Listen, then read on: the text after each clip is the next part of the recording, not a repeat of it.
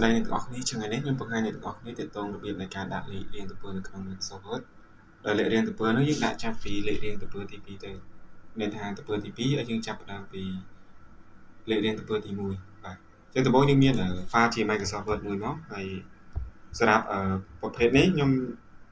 tại sao ní nhưng mở đạn để tôn năng chập phí từ bữa thì bài từ nền hàng nhưng trong đạn từ bữa thì phí của bán phí từ bữa thì bài của bạnតែការចាប់ផ្ដើមនៅលេខរៀងទៅពើគឺយើងចាប់ផ្ដើមពីលេខរៀងទៅពើទី1ករណីយើងដាក់ធម្មតាវាចាញ់ធម្មតាទេចាញ់គឺថាចាញ់ពីទៅពើទី1មកក៏ដែរទៅតងកន្លែងនេះករណីនេះយើង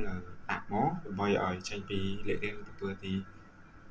3ក៏បានទី2ក៏បានក៏ប៉ុន្តែវាចាប់ផ្ដើមពីទៅពើទី1គេដំបូងយើងចូលទៅកាន់ layout ហើយរើសពីអីគេ break បាទហើយចុចពាក្យនេះ page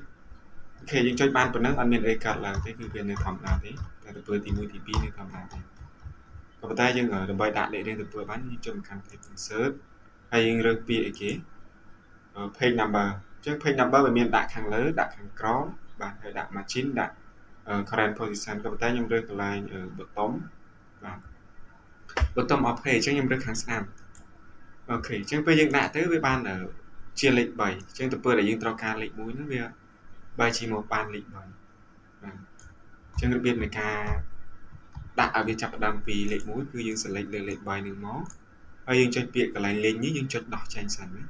បាទ link to previous នេះយើងចុចដោះចេញមកបាទបន្តមកទៀតយើង select លើលេខ3ដែរហ្នឹងហើយបញ្ចូលមកកាន់ page design ថ្មីនេះហើយចុចកន្លែង page number ដដែលក៏ប៉ុន្តែយើងរើសពាក្យformat ដែរ format page number អញ្ចឹងកន្លែងនេះយើងរើសពាក្យ start អញ្ចឹងឲ្យវា start ពីណាពីលេខ1យើងដាក់លេខ1អញ្ចឹងមានថាទៅពើទី3នេះពេលដែលយើងដាក់លេខ1នេះវានឹង start ចាប់ផ្ដើមពីលេខ1ទេគឺយើងចុច OK អញ្ចឹងវាលោតមកលេខ1ហើយក៏ប៉ុន្តែទៅពើខាងលើវានៅមានលេខរៀងទៅពើដែរបាទអញ្ចឹងដើម្បីលុបចាញ់យើងគ្រាន់តែ select មកហើយ select លុបអត្តពើទី1ចាញ់មកចុចពី delete អញ្ចឹងទៅពើទី2គឺចាប់ផ្ដើមពីទៅពើទី3ចាប់ផ្ដើមពីលេខ1ហើយទៅពើទី2មកលេខតាម10ដល់អញ្ចឹង